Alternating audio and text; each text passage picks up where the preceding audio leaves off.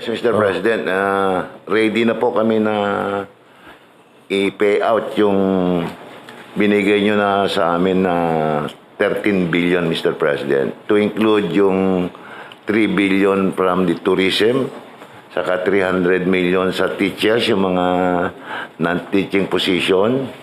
And then yung binigay nyo, Mr. President, na 1 billion para sa mga anak ng mga OFW, na one college student per displaced OFW for payout na po lahat, Mr. President. Kanina nga with Senator Bongo, Secretary Bautista, nag-payout na po kami sa Vira Catanduanes, including Bato Catanduanes, Mr. President, doon sa Tupad, Mr. President.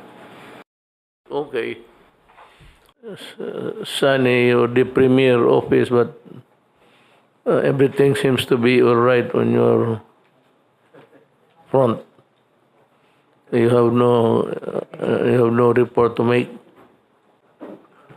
Mr. President, I do.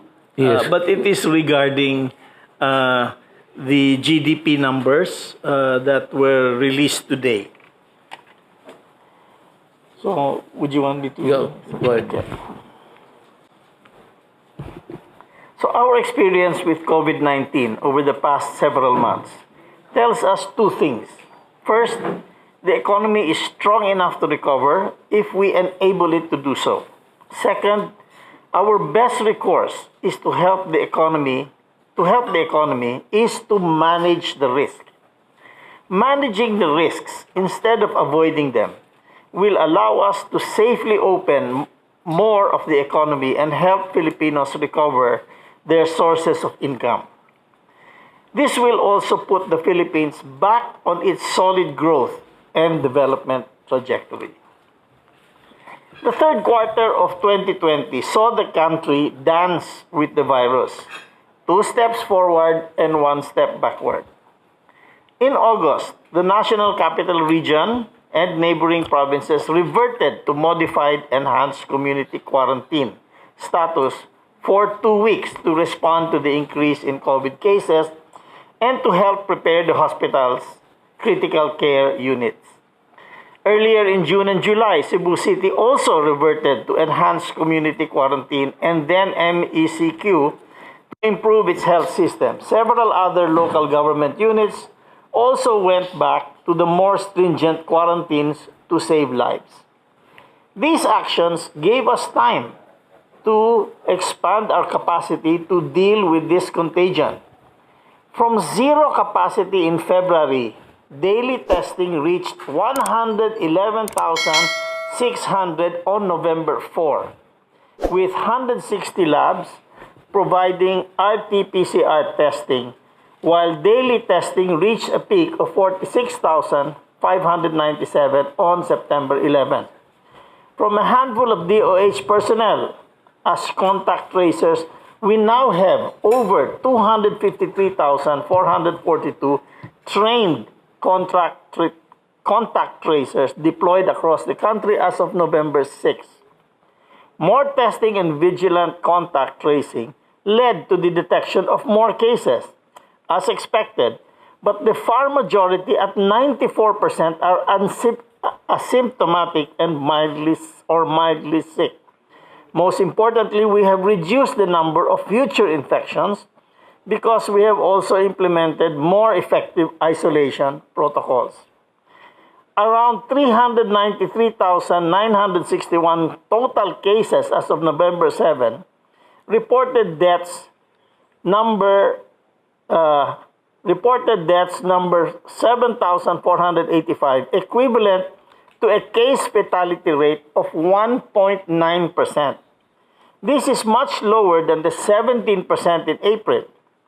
Total active cases are manageable at 36,260, of which 2,283, or 6%, are severely or critically ill, requiring hospital care. So our recovery rate is 98% already. Actually 98.1%. So that is a very good recovery rate. We have also used the quarantine period to wisely boost our capacity to treat those requiring hospitalization. Throughout the country, some 21,909 hospital beds are dedicated to COVID-19 as of November 4. Of the total allocated beds, only around 39% is occupied. This means the country is ready to care for COVID-19 patients. However, these concerted efforts did not come without a cost. Our experience in 2020 thus far shows our resilience as a nation. We are aware of and are thankful for the many sacrifices the Filipino people have to make, from mothers who juggle their work while helping their children study remotely to healthcare workers in testing centers and in hospitals who risk their lives to detect the virus and care for the very sick. Some of them are family members and close friends. A major part of our success in controlling virus transmission is the cooperation of people in making minimum health standards as part of their daily lives. All these small contributions go a long way in our recovery process. Agree. Totoo yan. You go to Art. What's your take, Art? Thank you very much, Mayor President, for giving me the opportunity to make a statement on what the Department of Transportation has done and will continue to do in relation to addressing the sad issues of COVID-19. Ang katanungan ano ang nagawa ng kagawaran ng transportasyon at ano ang planong gawin ng kagawaran sa COVID-19. Una umpisahan natin sa mga nagawa na. Marahil narinig ninyo na po, Mayor President, yung tinatawag na free shuttle service na ibigay natin sa mga health workers, kasama yung mga doktor, nurses, medical technologists, yung mga katulong sa frontliners na tinatawag. Mr. President, as of November 7, your Department of Transportation has serviced 1,800,000 health workers, providing them with free shuttle service. Ibig kong sabihin, kung saan sila nanggaling, dadalhin sila sa ospital, at kung pagkagaling sa ospital, dadalhin mo sila kung saan sila pauwi. Libre po yun. Ilan ang naserbisyuhan? 1,800,000 as of November 7. Meron hong programa na hatid tulong. Ito ho yung programa ng ating Senator Bongo at ng ating mahal na IS na kung saan meron silang ginawang hatid probinsya, balik eskwela. Ito po, ano ho ang naging bahagi ng kagawaran ng transportasyon dito? Mr. President, Mayor President, 288,593 ang naiuwi ho namin sa mga probinsya in the pursuit of the project of Senator Bongo and the Executive Secretary. By land, 87,000. By air, 145,000. By sea, 56,000. In addition to this, we have what we call the one-stop shop operation na kung saan tumutulong ho yung kagawaran sa pagbalik ng ating mga overseas workers. Meron hong one-stop shop, OSS, ika nga, na itinayo namin sa MIA, Terminal 1, 2, and 3, sa Clark at sa Cebu. Ilan ho yung natulungan ng kagawaran ng mga overseas workers dito, yung mga kababayan natin na balik Pilipinas?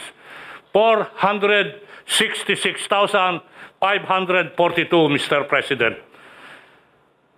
Ngayon ho, may sasabihin ho ako na bago. Ito ho yung tinatawag natin na crew change hubs. Because of the pandemic, inumpisahan at linunsad ho namin yung tinatawag na crew change hub na kung saan nag-open kami ng portals sa iba't ibang lugar sa Pilipinas. Inumpisahan ho namin sa Port of Manila, sa Port of Kapinpin in Bataan, sa Subic Bay Freeport Salt, at sa Port of Cebu. Mag-open ho kami in the next few weeks sa Davao at sa Batangas.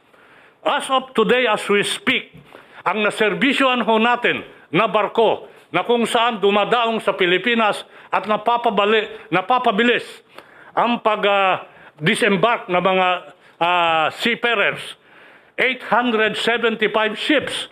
Doon ho sa sinabi ko mga lugar kanina at 14,000 seamen ang naorganisa. Ano ho ang ibig sabihin nito? Una ho, mapapalawig at mapapadali ang disembarkation ng mga seafarers. At hangarin ko po, at nasabi ko ho ito, nung ako'y nagtalumpati sa General Assembly IMO, etong mga nakaraang buwan, sinabi ko, hangarin po ng ating Pangulo, Mayor President Duterte, na gawin ang Republika ng Pilipinas na maging the capital of crew change hub in the world. Papunta ho tayo dyan at magkakaroon ho ng magandang transformasyon dito in the next few months. In addition to this, we have established COVID-19 testing labs and quarantine facilities. Nandiyan dyan ho yung sa Mactan, Cebu. Ang capacity, 1,500 to 3,000 tests daily. Ito ho sa kagawaran ng transportasyon yan. Meron ho kaming PPA Molecular Lab na nagsiservisyo ng 2,000 tests daily. Meron pa rin ho kaming Clark Airport Molecular Lab, 2,000 tests daily. The EVA Macapagal Super Terminal in Manila South Harbor was transformed into a quarantine facilities. PPA only recently opened and inaugurated a 124-bed quarantine facilities dedicated for seafarers in Bataan on October 9, 2020. Hindi ho pahihuhuli ang Philippine Coast Guard. Nag-open din ho ng quarantine facility ang Coast Guard noong October 10, 2020. Ito ho ay gagamitin ng ating hindi lang mga Coast Guard, kundi pati na yung mga ating kababayan na nangangailangan ng quarantine at isolation. What is splendid report? We now go to Mon, you're next. Thank you, Mr. President. Ito marami rin, ano. Iklian ko lang po, but you have a copy, Mr. President. I mean yung ano mo. Okay, so thank you for giving us the opportunity to present. I will skip the first chart and go to the second chart, which is on the reopening of the economy na binanggit po ni Secretary Sani earlier. And just to give you an update, next chart, next chart. Just to give you an update. So since about May and June, we've started to reopen yung economy by opening yung mga sectors that were closed because of the lockdown. Ang nangyayari po sa IATF, we slowly, gradually allowed different sectors that will allow our kababayan to go back to work para makapagtrabaho uli sila. So, considering all sectors from agriculture, ever since hindi po sinara ang agriculture, kaya right now they are posting positive growth of about 1.2%. So that's good for the GDP. Ang mga sinara po yung mga non-essential industries or sectors. But starting when we were moving from MECQ to GCQ, we slowly added and opened up sectors like manufacturing, pati ho yung iba ho sa services. Ito po nasa board would be the recent addition na binuksan natin. Ito ho yung mga services, mga labor-intensive to, basically services kasi. So these are like mga legal, accounting, financial services, architecture, engineering, so on and so forth. Pati yung mga retail, mga malls, commercial centers, allowing also public and private construction projects. Even yung mga non-leisure, wholesale stores tulad po ng hardware, clothing and accessories, bookstores, etc. And of course, yung isa sa pinakamalaki ring sector in terms of yung mga manggagawa, mga workers, barbershops and salons. Kaya ho, ito ho, isa rin sa maaga natin binuksan, pero limited yung operating capacity because we were trying to do it gradually. Ayaw natin mabigla at baka magkaroon ng outbreak. We have to institute extra health protocol para ho hindi magkahawahan lalo na sa barbershops and salons or even in dine-in restaurants that we allowed. Ito pong barbershops and salons, estimate po dyan mga 400,000 ang employment, ang workers dyan. That's why we were really trying to open it up earlier as possible. So I think na-open ito towards May or June. pero maliit na capacity. And slowly, na-allow po natin umakyat sa 30%, 50%, and yung recent announcement po natin, inalaw na to 100%. Ganun din sa dine-in restaurant, nag-umpisa sa 30% at inalaw na rin to 50%. And now we can go over 50%. Dine-in industry, itong mga restaurant, they account for about 1.9 million in terms of employment. So maraming trabaho na nagde-depend sa industriya na yan. That's why we really had to open up earlier and now increasing the capacity. Yung mga last sectors na binuksan natin, next chart, would be this, no? Yung mga testing, tutorial review, centers, gyms, fitness centers, internet cafes, marami po yan, nagkalat nationwide, dermatological clinics, other personal care services, pet grooming. Basically, ito ho kasi, kaya nahuli ito, these are considered really not too essential. Pero in the spirit of reopening of the economy, and nagkaroon tayo sa cabinet ng isang principle that we adopted from risk aversion or avoidance to risk management, we really had to open up more sectors para mas maraming makabalik sa trabaho.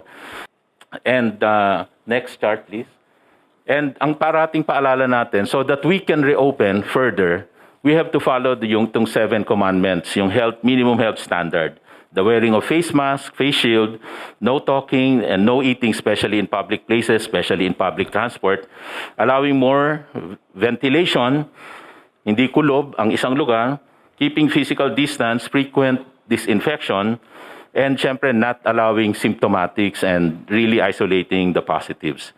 So ang ibig sabihin po nito is that okay tayong mag-reopen as long as sumunod sa minimum health protocol. The community quarantine will not be the determinant para bumaba yung cases. It will be the adherence to the minimum health protocol. Kaya di tayo mag-reopen kahit basta merong minimum health protocol. And we've seen that, Mr. President, in the recent nga, nagre-reopen tayo ng economy and yet our cases bumababa.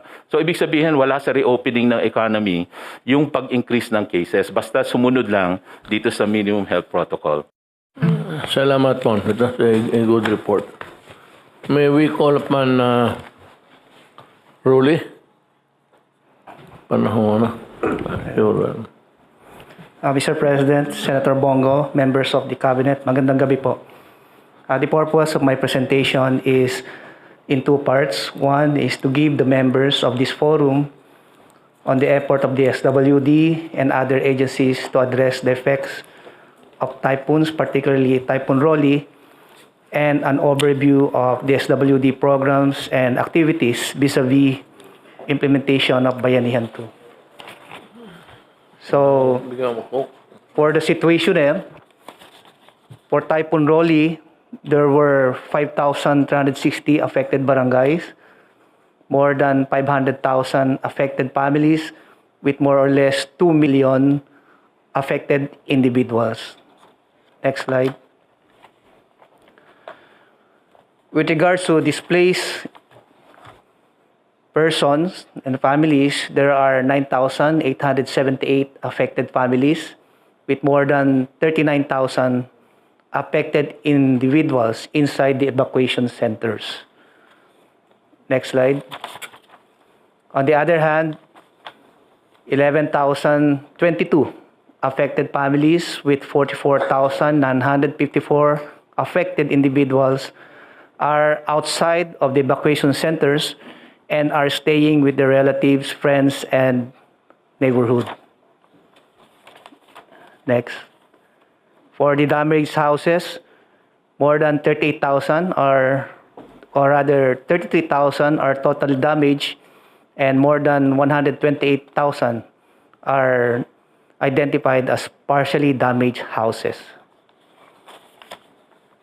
The department has initially provided assistance to all the affected regions in the amount of more than 52.4 million pesos. With regards to the actions taken, next slide please. The slide depicts the transport of food and non-food items to the provinces under Region 5 from 02 November to 10 November using air and naval assets of the Philippine Air Force, Philippine Navy, and Philippine Coast Guard. Next slide. An initial of 59,420 family food packs, more than 4,000 bottles of water and assorted non-food items were provided to the beneficiaries. Mr. President, yung mga ibang family food packs po natin ay naka-preposition po yan sa mga daungan o kaya sa mga airport na if in case there will be an available air or naval assets, they will be immediately pushed to Region 5, particularly Catanduanes. The slide depicts that for the other food and non-food items augmentation, there were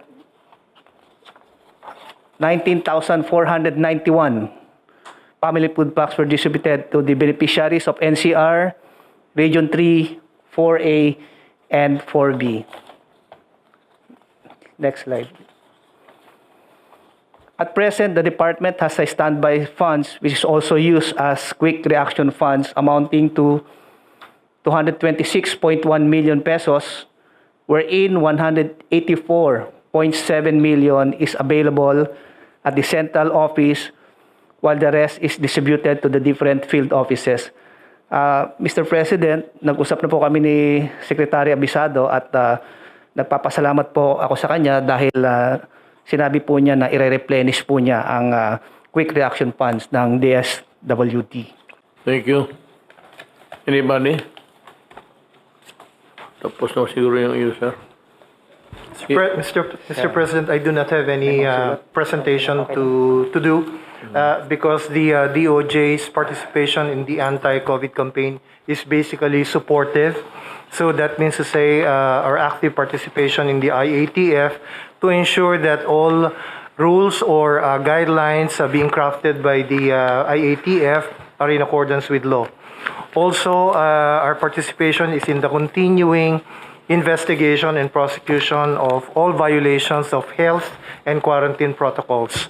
And through the Bureau of Immigration, Mr. President, we strictly enforce all rules and regulations that have been adopted by the IATF in connection with foreign travel and immigration, Mr. President. Well, wala na ako na. Then, I will address again to the people. Periodic to I think it has become an every week affair. So, ang akin dito, we have good reports. Not only good reports, but really reflecting the reality of the country and what we expect. And binigay man sa inyo kung ano. And they've been working very hard. Sunny here. Una ang COVID because that is the main concern. Nandito na ang bakuna. So, it's being sold. Yung iba sa, I don't know, it would be not good to assume that there's a black market for that. But Sunny says that he can borrow money of 300 million plus to US dollars, $300 million. So malaki yan. Makapabili tayo. But I think it would do as well to also realize that unahin talaga nila yung mga tao nila. China na Pfizer of America, meron na sila. So, hindi na nakakatakot talaga ang COVID. But sa pagkangayon, magbili ka mahal. As I have promised gastos ng gobyerno itong bakuna para sa lahat ng Pilipino. Kaya nga, umpisa natin sa mga mahirap, pataas na ano. Let's start with A, B, C, D, E. The lowest sa E, yung talagang mahirap na wala.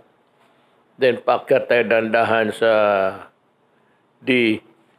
Then, yung C, medyo hindi na, sobra na yung 300 million ni Secretary Dominguez. Hindi na tayo maggastos dyan kasi may mga pera na yan.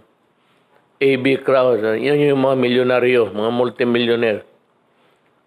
Yung nasa C, they are in a bracket which we think are pretty good for them to just buy the medicines for themselves. Yun ang status. As long as may magpautang sa atin, no problem about it. How long? In due time.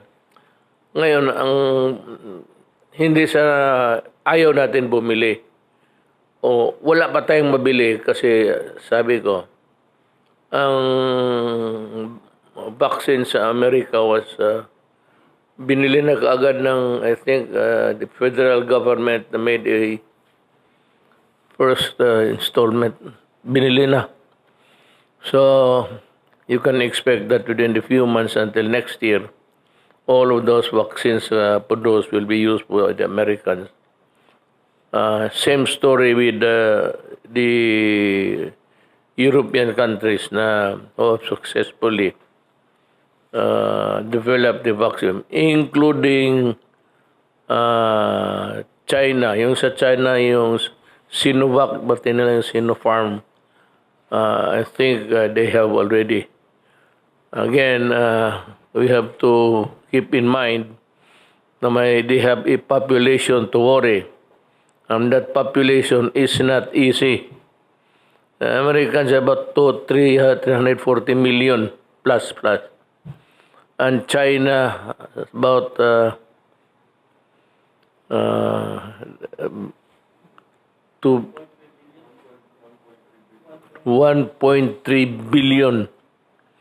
So tatapusin muna yan nila bago sila magbigay sa iba. Yan ang ano. But hindi naman lahat eh. May mga ibang kumpanya na nakasunod na. It's out in, the cat is out of the bag.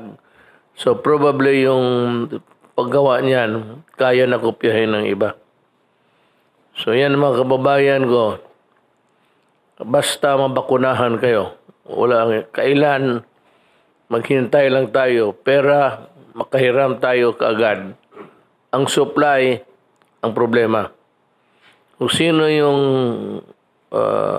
country nagkapag-imbento, naturalmente unahin niya yung mga tao niya. That's the reality of life. Yan ang...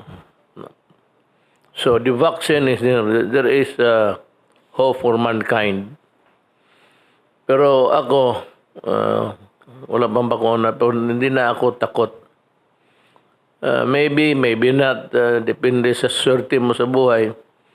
But for the succeeding generations, mga anak ko, mga apo ko, I'm quite confident with the thought that they have a refuge which they can take shelter dito sa COVID storm.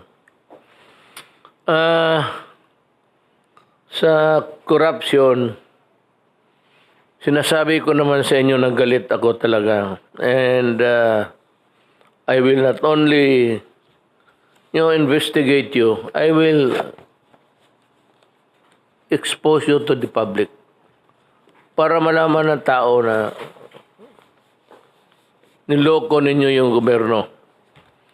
Dito sa Bureau of Immigration, may nadagdag ngayon sa iwan ito, sir.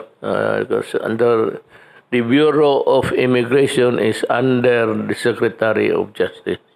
It's an agency that is attached. Ang bagong is Perry Michael Pancho. Marcos Nicodemus, Darin Ilagan, preventively suspended last month by the DOJ pending investigation of formal charges against them for grave misconduct, neglect of duty, or conduct prejudicial to the best interest in the service in connection with the falsification of travel record of a former Wirecard executive. So, ayan. Ang iba naman itong si Neil Tristan Istomo, Micara K. Cortez, Christopher Lee.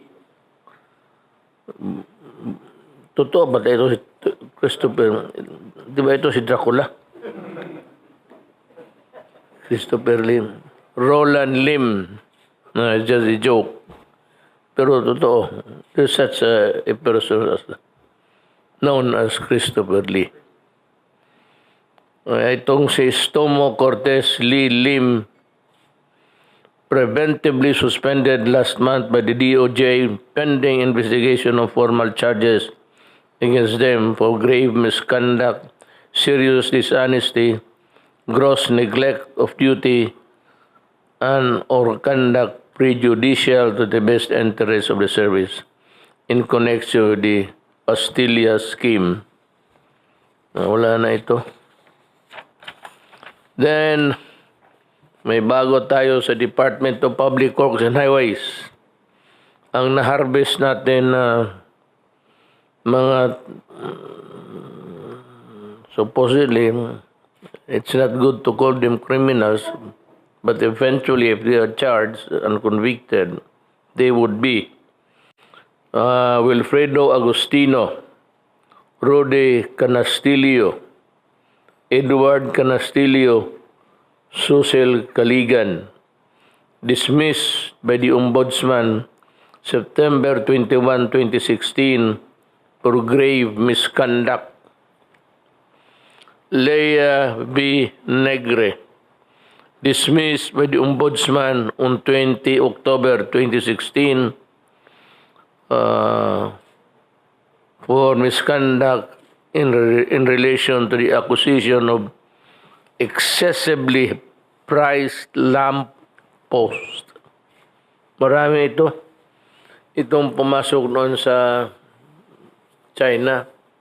Yung pagbukas ng China at ang ekonomiya ng Pilipinas, there were a lot of importations. A lot of those were really the post na may ilaw na, but they were priced heavily by not by China, the manufacture lang naman. Yung mga ahente dito, tapos in connivance with the government people, ayan, presyo, ibasahin ko ito mga na-dismiss to by the Ombudsman for the following violations. Violation of Article 210 or direct bribery, and Article 211 or indirect bribery of the revised penal code.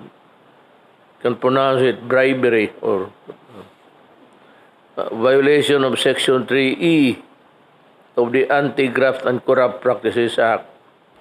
Violation of Section 7D of the Code of Conduct and Ethical Standards and the Government Procurement Pera na naman to, Reform Act.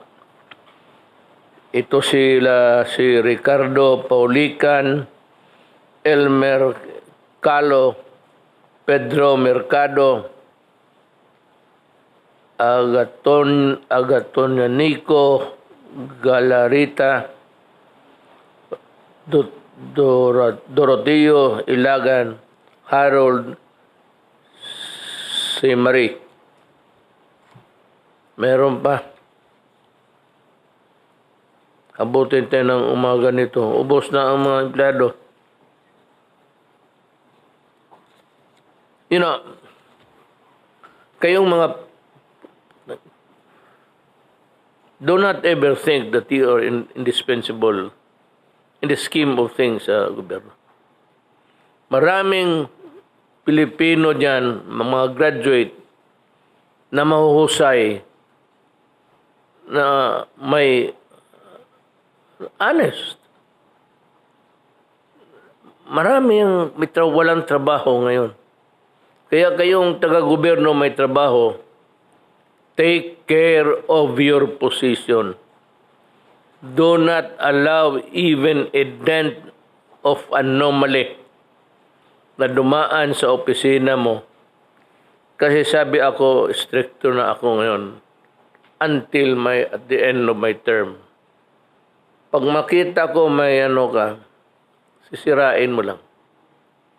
So, maraming Pilipino naghihintay, mga civil service eligible, mga graduates.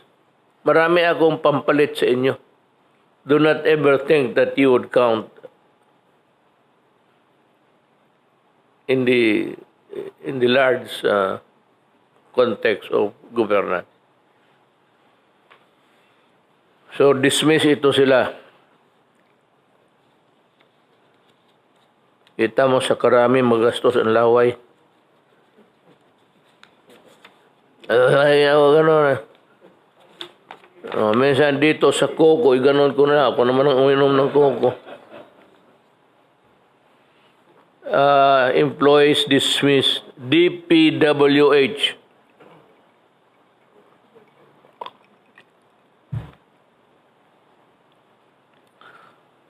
DPWH, Rolando Asis, Edelberto Tayaw, Berna Coca, Luz Viminda, Narciso, Danilo Peroy, dismissed by the Ombudsman for misconduct.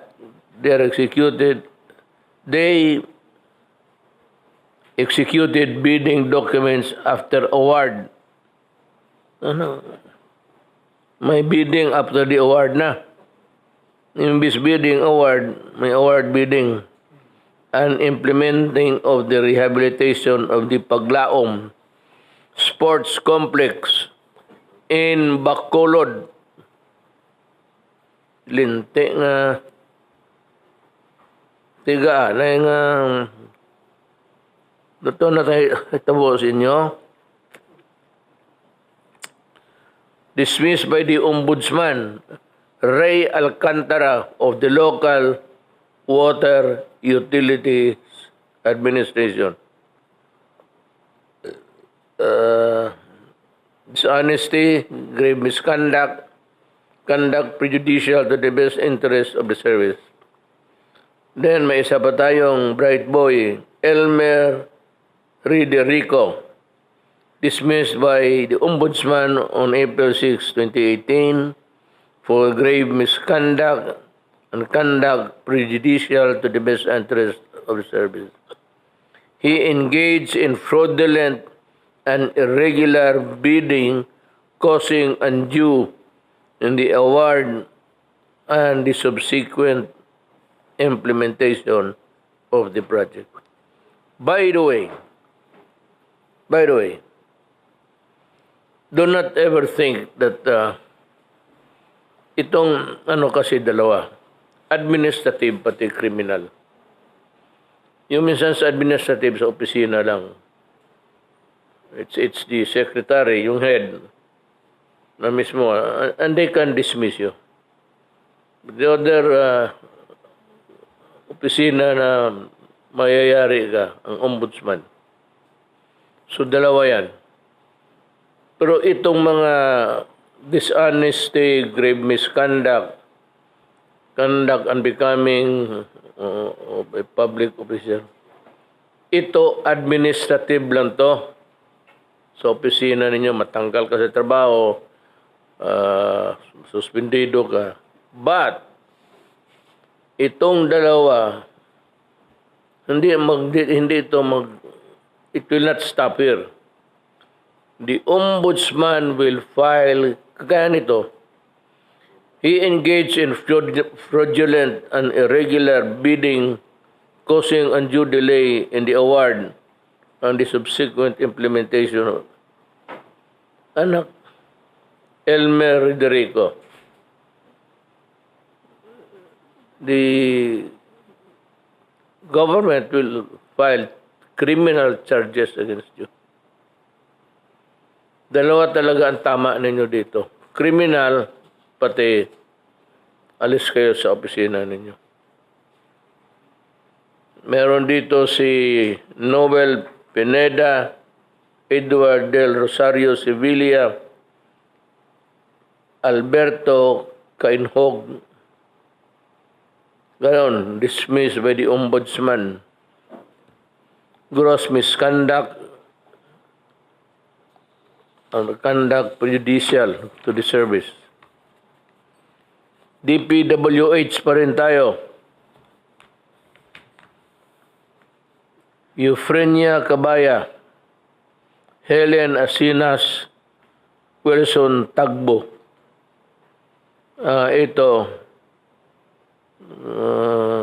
Medyo tingin siguro ng ombudsman hindi mabigat. But, you are suspended by the ombudsman for 1 year without pay for misconduct, but without prejudice of filing a case against you. Si Rex Uyahoy, suspended for 6 months without pay for misconduct and insubordination.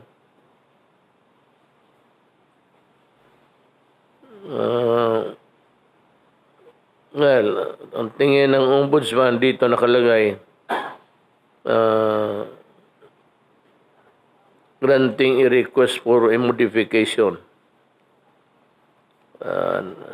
Nabigyan siya, maybe because of the merit of the case also. Enrico Gilias, suspended by the ombudsman for 2 months and 1 day. Roberto Canisal, suspended for 1 month. Philip Nenes, suspended by the ombudsman. Edna Nenes, pareho ang middle name ninyo. Magkapatid kayo. Philip at Edna, FF kayo, Nenes. Mines, rather. Huwag ninyong sobraan ang drama ninyo. Kung gusto ninyo makapera, umalis na lang kayo sa gobyerno. Negosyo. Magnegosyo kayo sa labas.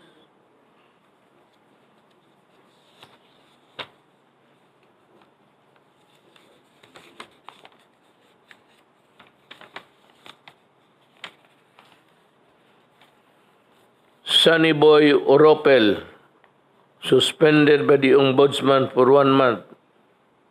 Next time, I will see to it that you will be dismissed from the service.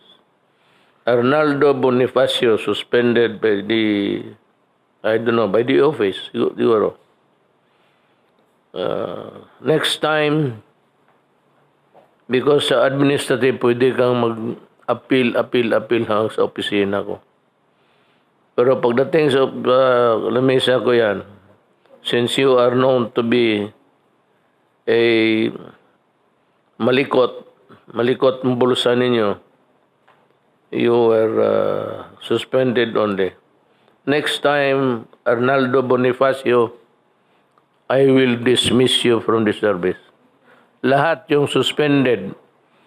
Next time na magkaroon kayo baski simple simple neglect of duty, or whatever, it falls as a ground for dismissal, papalisin ko na kayo. Virgilio Eduarte, note dito, PRRD appointee. He was suspended by the ombudsman. Next time, magkamali ka, I will personally see to it that you're out. Umalis kayo dyan sa alingas-ngas yan dyan sa DPWH. Maraming magbabantay. Serafin Lago, ganun rin. Next time, dismissal ka na. Suspended ka lang ngayon. Roberto Atienza, ganun na, suspended. Next time, I'll dismiss you. Joselito Altiveros, suspended ka lang by the DPWH for 6 months. Misconduct. Next time. Sabi ko nga,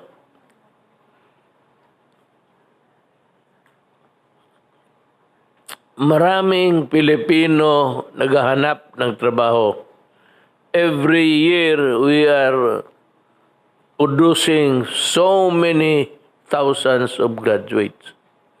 Wala nga mapakasukan, walang trabaho. Na kung gusto ninyo bakantihin yan mga position sa opisina ninyo, gumawa kayo ng kalukuhan. And may isa pa. I think this will be... Kayo ba, either as a businessman or as a government employee lang, if you come to know of a conspiracy or may usapan to do an illegal act, sundan mo lang, let it ripen into a crime. Pag natapos na ang papilis, hindi na kailangan magbayad ang gobyerno. The contract itself will be the evidence. Sa hindi na kailangan The fact that you have the intention to draft a contract that is prejudicial to government will be enough to send you to the gallows. Ngayon, ang pakiusapan ko na lang yung lahat. Kayong wala mga trabaho, kayong mga casual, ilang taon na. All you have to do is to let me know.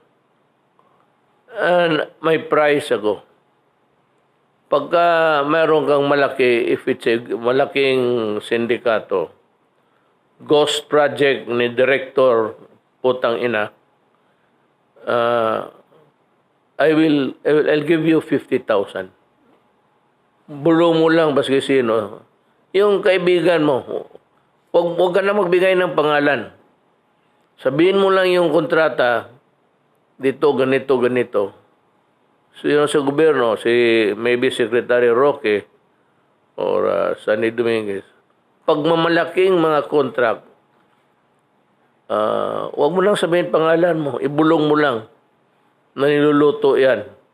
I'll give you 100,000 and I will keep your identity secret until I reach my grave. Hindi ko kayo bubukuhin, hindi ko kayo papasubo.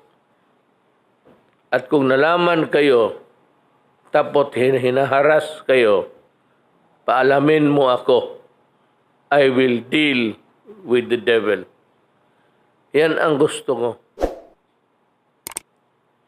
Bumaril ng tao na legal.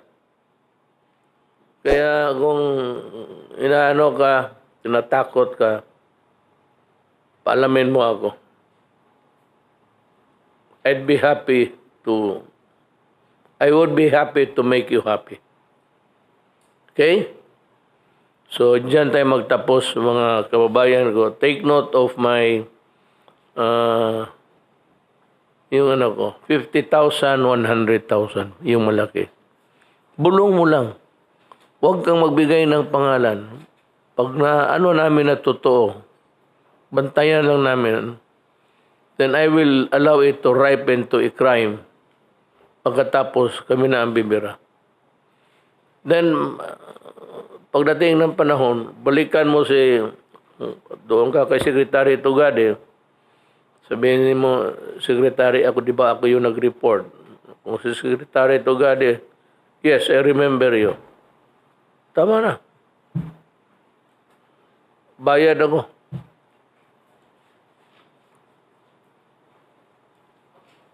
Mga kababayan ko, maraming salamat. Magandang